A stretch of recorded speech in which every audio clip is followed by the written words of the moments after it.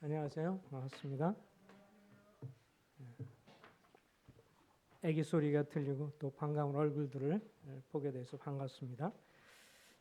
오늘은 마태복음 24장을 좀 펴주시기 바랍니다. 마태복음 24장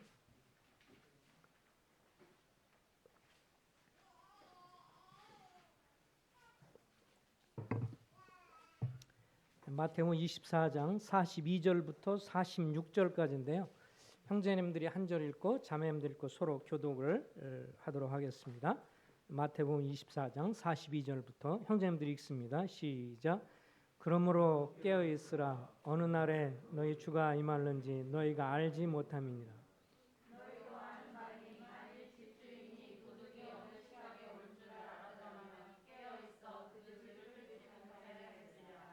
이러므로 너희도 준비하고 있으라. 생각지 않은 때에 인자가 오리라.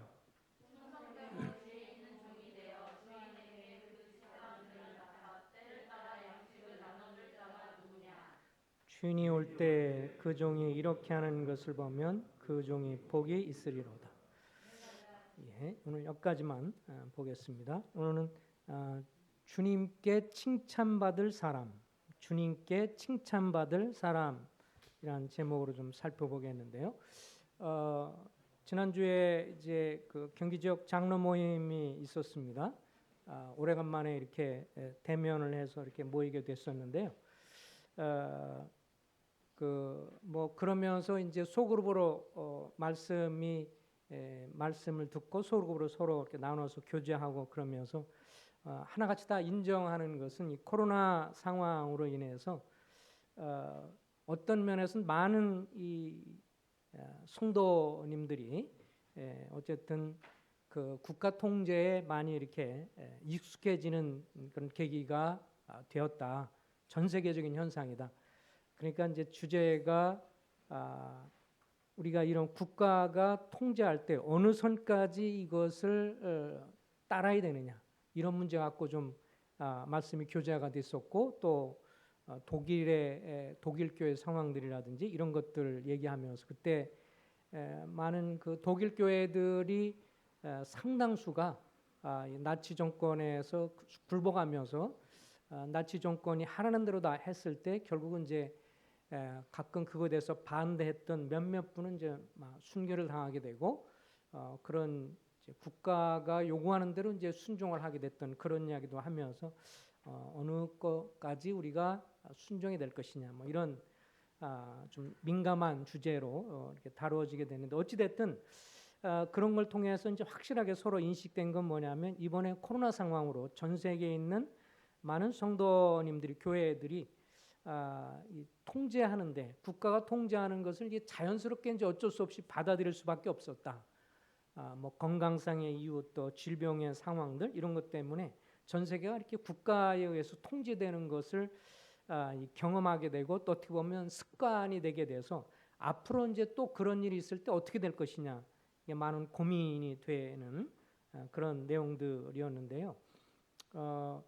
어찌됐든 이런 상황을 통해서 참 주님의 재림이 다가오는 것은 분명하다. 그리고 마지막 때가 됐을 때 그 통제를 하게 되고 적그리스가 통제하는 것에 대해서 사람들이 많이 교회뿐만 아니라 뭐 믿지 않는 사람은 더더욱 더 잘 그것의 통제를 따르게 되고 뭐 그 다음에 666이라든지 표를 맞거나 뭐 이런 것들이 더 쉬워질 수밖에 없는 그런 상황으로 되어가는 게 아니냐 그런 측면에서 정말 임박하는 것만은 주님의 임박이 주님의 그 재림이 임박하는 것만은 사실이다 이런 이야기들이 많이 진행이 됐습니다. 42절에 보면 그러므로 깨어 있으라 어느 날에 너희 주가 임할는지 너희가 알지 못함이니라 너희도 아는 바에 만일 집주인이 도둑이 어느 시각에 올 줄로 알았더라면 깨어 있어 그 집을 뚫지 못하게 하였으리라. 44절 이러므로 너희도 준비하고 있으라 생각지 않은 때에 인자가 오리라. 그러면서 이런 것들을 보면서 주님의 재림을 생각하면서 주님이 분명히 반드시 오시는데 그럴 때 주님께 칭찬받을 사람이 누구인가 두 가지를 주님이 이곳에서 말씀하셨어요. 46절에 보면 충성되고 지혜 있는 종이 되어 주인에게 그 집사람들을 맡아 때를 따라 양식을 나눠줄 자가 누구냐. 결국 우리가 구원받고 나서 신앙생활하면서 다른 성도를 음으로 양으로 여러 모양으로 돕게 되는데 어떤 태도로 섬기고 그렇게 하다가 주님 만나 뵀을 때 칭찬을 들을 수 있느냐. 첫 번째는 여기에 46절에 나와 있죠. 주님은 충성된 사람을 칭찬하신다. 충성되고 지혜 있는 종이 되어 주인에게 그 집사람을 맡아 때를 따라 양식을 나눠줄 자가 누구냐. 주인이 올 때 그 종이 이렇게 하는 것을 보면 그 종이 복이 있으리로다. 주님의 칭찬을 받고 주님으로부터 복을 누리게 되는 사람은 충성된 사람이다. 오늘날처럼 임기응변에 강하고 또 일편단심 충성된 사람을 찾기가 힘든 시기에 오늘 여기에 이런 말씀은 우리를 참 도전하고 살피게 만드는 말씀입니다. 시편 101편 5, 6절에도 눈이 높고 마음이 교만한 자를 내가 용납하지 아니하리로다. 내 눈이 이 땅에 충성된 자를 살펴 나와 함께하리니 완전한 길에 행하는 자가 나를 따르리로다. 여기 보면 내 눈이 이 땅에 충성된 자를 살펴서 나와 함께하리니 이렇게 주님 말씀을 하셨습니다. 또 잠언 25장 13절에 보면 충성된 사자 종은 그를 보낸 이에게 마치 추수하는 날에 얼음 같아서 능히 그 주인의 마음을 시원하게 하느니라. 또 이 충성된 사람에 관한 언급들이 참 많죠. 누가복음 16장 10절에 보면 지극히 작은 것에 충성된 자는 큰 것에도 충성되고 지극히 작은 것에 불의한 자는 큰 것에도 불의하니라라고 말씀을 하셨고 고린도서 4장 2절에 사도 바울은 맡은 자들에게 구할 것은 충성이다라고 강조를 했습니다. 구약 성경에도 보면 많은 경우에 충성된 사람을 주님 쓰셨다고 하는 기록들이 많죠. 모세를 생각해 보면 주님 모세를 놀랍게 사용하셨고 다른 누구보다도 정말 친밀하게 마치 사람과 사람이 대화하듯이 친밀하게 교제하며 친근히 하셨다. 그리고 하나님의 뜻을 전했던 또 그런 전달을 받았던 모세. 민수기 12장 6, 7절에 보면 너희 중에 선지자가 있으면 나 여호와가 환상으로 나를 그에게 알리기도 하고 꿈으로 그와 말하기도 하거니와 내 종 모세는 그렇지 아니하니 그는 내 온 집에 충성함이라. 주님이 이 충성된 모세를 사용하시고 그리고 복을 주셔서 이스라엘을 애굽 땅에서 구출하는 데 놀랍게 사용하신 것을 우리는 잘 알고 있습니다. 다니엘 같은 경우도 구약 성경에서 굉장히 쓰임 받은 또 정말 충성된 하나님의 사람인 것을 우리는 잘 알고 있죠. 바벨론에서 포로 생활하는 와중에 쓰임을 받았던 그런 사람인데 이 다니엘서에도 보면 이렇게 나와 있습니다. 다니엘서 6장 3, 4절에 보면 다니엘은 마음이 민첩하고 총리들과 고관들 위에 뛰어남으로 왕이 그를 세워 전국을 다스리게 하고자 한지라. 이에 총리들과 고관들이 국사에 대하여 다니엘을 고발할 증거를 찾고자 하였으나 아무 근거 아무 허물도 찾지 못하였으니 이는 그가 충성되어 아무 그릇됨도 없고 아무 허물도 없음이니라. 참 이렇게 다니엘을 생각해 보면 정말 대단한 것 같아요. 그렇죠? 일부러 그 사람을 다니엘을 책잡으려고 주변에 있는 사람들이 계속해서 살폈지만 아무 허물도 찾지 못할 정도였다. 참 우리는 누군가 우리를 일부러 잡기 위해서 이 잘못된 것을 잡으려고 계속 살피면 우리는 쉽게 잡힐 수 있을 텐데 정말 지극하게 뛰어난 충성됨이 보이는 사람입니다. 또 충성된 사람 느헤미야와 그의 동생 하나니야에 관해서도 그렇게 말을 해주고 있죠. 이스라엘 백성들은 이제 70년 동안 포로 생활로 바벨론으로 끌려갔다가 다시 돌아와서 성전 성벽을 재건할 때 이 느헤미야의 동생 하나니야를 사용을 했습니다. 이 성경에 보면 느헤미야 7장 2절에 이 느헤미야 동생 하나니야를 향해서도 이렇게 표현을 했어요. 하나냐는 충성스러운 사람이요 하나님을 경외함이 무리 중에서 뛰어난 사람이다. 이렇게 표현을 해주고 있습니다. 이 충성이라고 하는 것은 믿음직스럽다. 믿음직스럽다. 그렇게 말할 수 있죠. 사도 바울도 우리가 잘 아는 것처럼 사도 바울 같은 경우는 더더욱 이방인의 사도로 쓰임 받으면서 그 다른 사도들과 달리 그 1차, 2차, 3차 선교여행을 하면서 지중해 연안에 다니면서 선교 사역을 하면서 교회를 세운 놀라운 일꾼이고 주님께 쓰임 받은 사람이고 또 주님께 칭찬 받은 사람인데 디모데전서 1장 12절에 보면 나를 능하게 하신 그리스도 예수 우리 주께 내가 감사함은 나를 충성되이 여겨서 내게 직분을 맡기셨다. 이렇게 묘사를 하고 있습니다. 우리가 어떻게 충성스러울 수 있을까? 이 땅을 살아가면서 주님을 섬기면서 우리가 어떻게 충성스러울 수 있을까? 사실 그 해답은 우리가 사도 바울도 말했던 것처럼 맡긴 자들에게 구할 것은 충성이다 이렇게 말을 했죠. 우리가 이 세상에 주님을 섬기면서 이렇게 살아가다가 어느 날 주님이 이제 정말 오실 것이 분명하고 이렇게 전 세계적인 이 팬데믹이죠. 전 세계적인 이렇게 전염병 상황으로 2년간 전 세계가 더 고통을 당하고 아직도 다 마무리가 된 것은 아니고 또 미국 같은 데는 또 다시 또 시작이 또 되는 것 같고 어떻게 될지는 모르겠지만 어찌 됐든 이런 상황 속에서 주님의 오심이 이제 분명한데 우리가 어떻게 주님 오실 때까지 충성스럽게 살 수 있을까? 그것은 말 그대로 맡은 자에게 구할 것은이라고 했잖아요. 주님이 우리에게 맡겨준 것이다. 우리가 이 땅을 살아가면서 우리의 건강이라든지 또 우리의 살아가서 우리가 주님이 우리에게 주신 대로 건강뿐만 아니라 지혜, 어떤 능력, 일할 수 있는 능력, 또 주님 우리에게 주신 어떤 은사들, 다른 사람을 섬길 수 있는 은사, 또 더 나아가서 우리가 주님으로 받은 어떤 재능들, 그리고 우리의 물질, 어쨌든 이 모든 것에 관해서 내가 주인이 아니라 주님이 주인이시다. 그러니까 우리가 이 땅을 사는 날 동안은 주님이 주인이신데 그분 것을 내가 맡아서 그것을 충성스럽게 잘 관리하다가 주님 오실 그날에 만날 때 아니면 내가 죽어서 내가 그동안 이렇게 주님 앞에 섬겼습니다.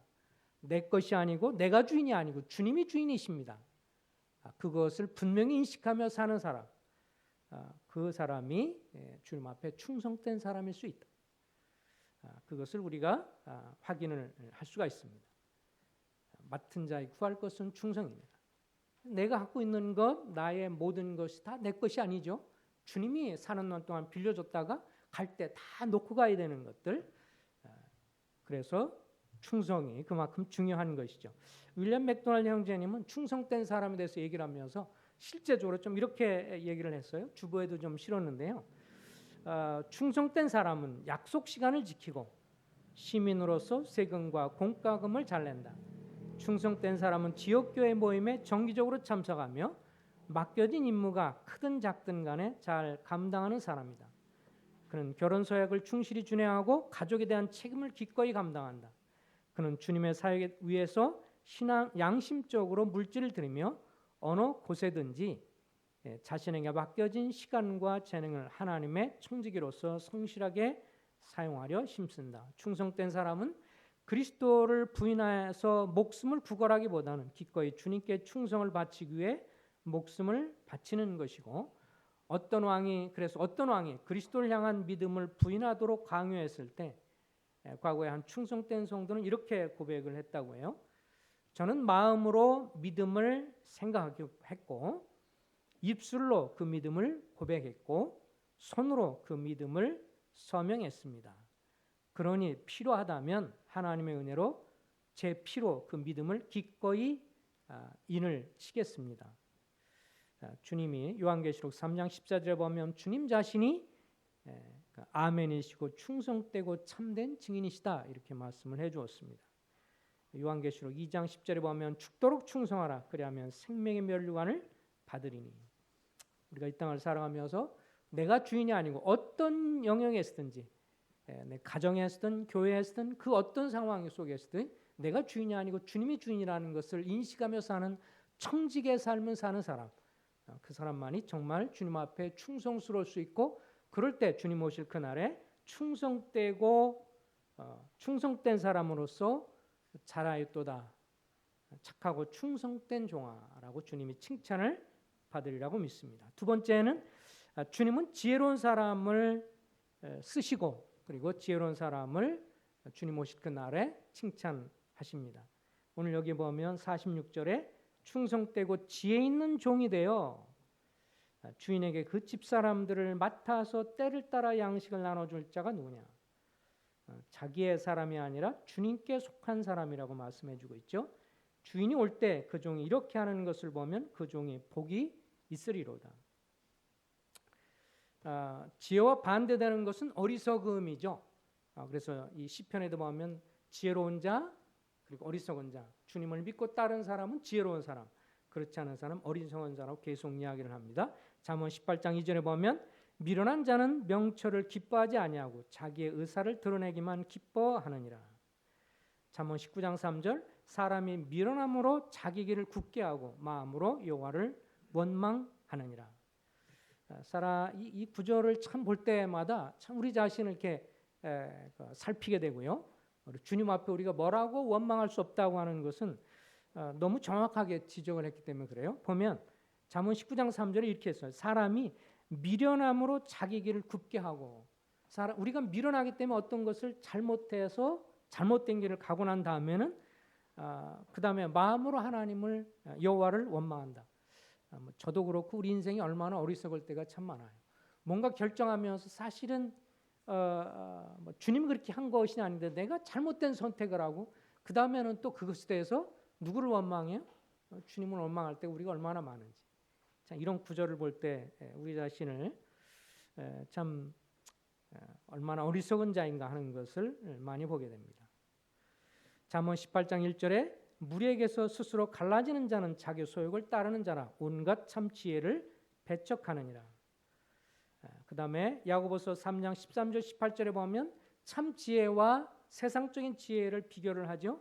하나님 주신 참된 지혜를 가진 사람은 성들과 더불어 주님 앞에서 성결하고 화평하고 착하고 긍휼과 선한 열매가 가득하고, 땅에 속한 육신적인 지혜를 가질 때 시기와 다툼과 혼란과 악을 조장한다고 야고보는 권면했습니다. 로마서 16장 19절에 보면 주님은 우리가 선한 데는 지혜롭고 악한 데는 미련하기를 원한다. 그래서 비둘기같이 어떻게 해요? 주님이 비둘기처럼 순결하고 그리고 뱀같이 지혜롭기를 주님 원하신다 그랬어요. 어떤 사람은 그래서 우리는 비둘기처럼 멍청하지 않고 그 다음에 뱀처럼 징글징글 해서는 안 된다 이렇게 말을 했는데, 뱀이 지혜롭다라고 하는 게 좀 약간 특이하죠. 어떤 면에서 뱀이 지혜롭다고 할 수 있을까요? 뱀이 사막 같은 데 보면요, 동물의 왕국 같은 데를 보면 나오지만 사막에서 뱀이 움직이는 것을 본 기억이 나시나요? 이 뜨겁잖아요, 사막이. 그래서 이 뱀이 곧바로 일직선으로 가지 않고 옆으로 지그재그를 하는데 이렇게 거의 몸을 막 띄워서 지그재그를 한답니다. 그래서 최소한으로 자기 피부가 땅에 닿지 않도록 그렇게 해서 막 움직일 때도 이렇게 직선으로 하는 게 아니라 막 그렇게 해서 많이 움직여서 자기 몸의 피부가 뜨거운데 닿지 않도록. 그리고 많은 경우에 뱀이 가만히 보면 목표물을 접근할 때 굉장히 소리 없이 조용히 접근을 하는 그런 측면에서 징글징글한 것이지만 지혜롭다 이렇게 평가를 성경을 하고 있습니다. 주님은 우리 선한 일에 있어서는 우리가 지혜롭기를 원하고, 악한 죄와 연관된 것에 있어서는 오히려 무식한 자가 되기를, 그래서 미련한 자가 되기를 원한다고 말을 해주고 있습니다. 성경에서 말할 때 지혜라고 하는 것은 지식이 많고 이런 것들을 강조하기보다 하나님 말씀을 순종하고 하나님의 말씀 안에 있는 통찰력들, 지혜를 얻어서 지혜로운 선택을 하는 것을 지혜라고 더 강조를 해주고 있습니다. 성경은 지혜로운 사람의 특징을 몇 가지로 이렇게 요약을 해주고 있죠. 지혜로운 사람은 진심 어린 권면을 경청하는, 그러니까 다른 사람의 말을 들을 줄 아는 사람은 지혜로운 사람입니다. 어리석은 사람은 다른 사람의 말하는 것을 듣지 않죠. 그래서 성경에 보면 미련한 자는 자기의 행위를 바른 줄로 여기나 지혜로운 사람은 권고를 듣느니라 라고 말을 했습니다. 전에 반기문 유엔 전 사무총장도 쓴 글에 보면 뭐라고 표현했냐면, 말 잘하는 건 지식의 원천이지만 타인의 말을 잘 경청하는 것은 지혜의 원천이다. 상당히 의미 있는 말을 했어요. 다시 한번 읽어드릴까요? 말 잘하는 것은 지식의 원천이래요. 말 잘하는 것은 지식이 있어서 말을 잘하는 건데, 타인의 말을 잘 경청하는 것은 지혜의 원천이다. 다른 사람 말을 잘 이렇게 귀담아서 들을 줄 아는 사람은 지혜를 가진 사람이다. 이렇게 말을 해주고 있죠. 또 미련한 자는 당장 분노를 나타내거니와 슬기로운 자는 수욕을 참느니라. 잠언 12장 15절 16절은 말씀을 해주고 있습니다. 지혜로운 사람은 쉽게 분노하지 않고 수치를 참는 사람이라고 성경에서는 지혜를 얘기해주고 있습니다. 충성되고 지혜 있는 종이 되어 주인에게 그 집 사람들을 맡아 때를 따라 양식을 나눠줄 자가 누구냐. 또 지혜를 얘기하면서 이렇게 말했습니다. 지혜로운 사람은 가정을 세운다 그랬어요. 잠언 14장 1절에 보면 지혜로운 여인은 자기 집을 세우되 미련한 여인은 자기 손으로 그것을 하느니라. 자매님들이 지혜로운 자매는 자기 가정을 계속 잘 세운다고 하는 거예요. 지혜로운 여인은 자기 집을 세우지만 미련한 여인은 자기 손으로 그것을 집을 무너뜨린다. 그래서 디모데전서 3장에 장로나 집사의 자격 중에 하나가 남편으로서 자녀와 자기 집을 잘 다스리고 세우는 사람이다. 이렇게 표현을 해주고 있죠. 가정을 세우는 사람이 지혜로운 사람이다. 지혜로운 사람은 주를 경외하는 사람이라고 잠언 14장 16절은 말합니다. 지혜로운 자는 주를 경외하여 두려워하여 악을 떠나나 어리석은 자는 방자하여 스스로 믿느니라. 지혜로운 자는 주님을 두려워하여 악을 떠나나 어리석은 자는 방자하여 스스로 믿느니라. 우리가 주님을 자기의 어떤 본성, 탐욕, 욕심을 믿고 따라가는 사람은 어리석은 자지만 주님을 경외하고 주님을 따르는 사람, 주의 말씀 앞에 순종하고 악을 떠나는 사람은 지혜로운 사람이다. 그런데 지혜로운 사람을 성경에서 신약성경에 보면 성령이 충만한 사람과 연관해서 말을 했습니다. 그러니까 성령 충만한 사람이 지혜로운 사람으로 나타나죠. 사도행전 6장 3절에 보면 초대교회 사도들이 성령과 지혜가 충만하여 칭찬받는 사람 7을 택했다라고 했죠. 그들을 집사를 세우면서 성령과 지혜가 충만한 사람 이렇게 이야기를 했습니다. 그래서 온 무리가 이 말을 기억하여 믿음과 성령이 충만한 사람 스데반과 또 빌립과 브로고로와 그리고 나가노르와 디몬과 이들을 세웠다고 말씀을 해주고 있습니다. 그렇게 됐더니 하나님은 성령과 믿음의 지혜가 충만한 사람들이 교회 가운데 일꾼으로 세워지면서 사도행 6장 7절에 보면 하나님의 말씀이 왕성하여 예루살렘에 있는 제자의 수가 더 많아졌다 이렇게 말해주고 있습니다. 또 지혜로운 사람은 자신의 한계를 알고 타인을 존중하죠. 성경에 보면 로마서 12장 3절에 보면 내게 주신 은혜로 말미암아 너희 각 사람에게 말하노니 마땅히 생각할 그 이상의 생각을 품지 말고 오직 하나님께서 각 사람에게 나눠주신 믿음의 분량대로 지혜롭게 생각하라. 그래서 고린도서 3장 6절에서 8절에도 보면 나는 심었고 아볼로는 물을 주었으되 오직 하나님께서 자라나게 하셨나니 그런즉 심는 이나 물 주는 이가 아무것도 아니로되 오직 자라게 하신 이는 하나님뿐이시니라. 심는 이와 물 주는 이는 한 가지니 각각 자기의 일한 대로 자기의 상을 받으리라. 우리가 어떻게 지혜로울 수 있을까요? 주님의 재림이 가까웠다는 것을 인식하고 살아갈 때 우리가 밀어나지 않고 지혜로울 수가 있다. 우리가 언제 주님 오실지 모르잖아요. 그렇죠? 오늘이 될지 내일이 될지 1년 뒤가 될지 어느 누구도 모르는데 주님이 오심이 정말 가깝다는 것을 정말 인식하면 주님 앞에 우리가 어리석은 행동을 하고 어리석은 쪽으로 나가지 않을 수 있다. 지혜로운 사람은 성령으로 말미암아 지혜 말씀을 나눈다고 성경 말씀해주고 있습니다. 충성되고 지혜 있는 종이 되어 주인에게 그 집사람들을 맡아 때를 따라 양식을 나눠줄 자가 누구냐? 주인이 올 때 그 종이 이렇게 하는 것을 보면 그 종이 복이 있으리로다. 내가 진실로 너에게 이르노니 주인이 그 모든 소유를 그에게 맡기리라. 만일 그 악한 종이 마음에 생각하기를 주인이 더디 오리라 하여 동료들을 때리고 술 친구들과 더불어 먹고 마시게 되면 생각지 않은 날 알지 못하는 시각에 그 종의 주인이 이르러 엄히 때리고 외식하는 자가 받을 법에 처하리니 거기서 슬피 울며 이를 갈리라.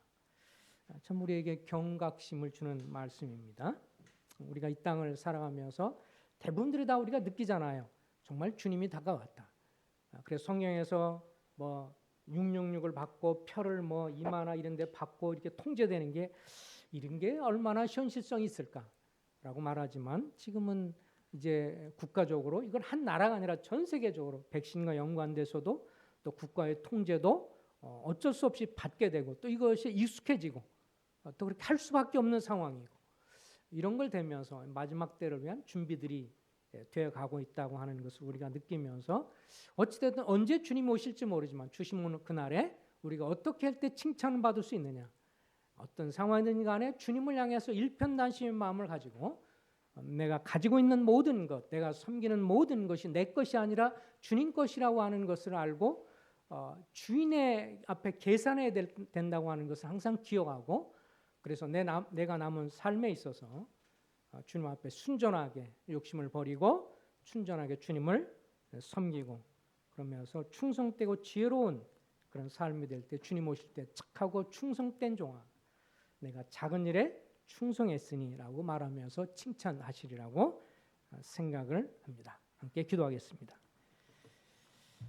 아버지 하나님, 전 세계적인 전염병 상황을 이렇게 보면서 또 아직도 다 끝나지 않은 것처럼 거의 끝나가면서도 또 끝나지 않은 것처럼 보이는 이런 시기에 혼란스러운 상황 속에 우리가 살아가지만 그런 가운데서도 우리가 모두가 다 우리의 심령 가운데 주님 믿는 모든 전 세계 성도들이 인식하는 것은 주님의 임박하심이 주님의 오심이 더 임박했다고 하는 것을 모두가 느끼게 되는 것을 고백을 드립니다. 그렇지만 이것이 너무도 자연스럽고 당연한 것처럼 되어서 우리의 마음이 더 나태해지고 게을러지지 않을까 두려운 마음도 있습니다. 하나님, 주님 오심이 더 임박할 때 주님으로부터 칭찬받을 사람이 누군가? 주님이 인식하는 것은 다른 사람이 어떻게 보든 다른 사람이 어떻게 평가하든 상관없이 주님을 사랑하면서 주님이 허락하실 때까지 주님께서 은혜 가운데 섬기는 것을 허락할 때까지 충성스럽게 그렇게 사는 저희가 되기를 원하고 또 주님 오실 그날까지 악한 종이 아니고 게으른 종이 아니고 주님 앞에 지혜로운 종이 되고 어리석은 종이 아닌 지혜로운 종이 되어서 주님 오실 그것을 인식하면서 평가받을 날을 기억하면서 섬겨가는 저희가 될 수 있도록 지혜를 허락해 주시기를 원하옵니다. 주님의 걸어가신 주님께 이 모든 것을 의탁하고 예수 그리스도 이름으로 기도했습니다. 아멘.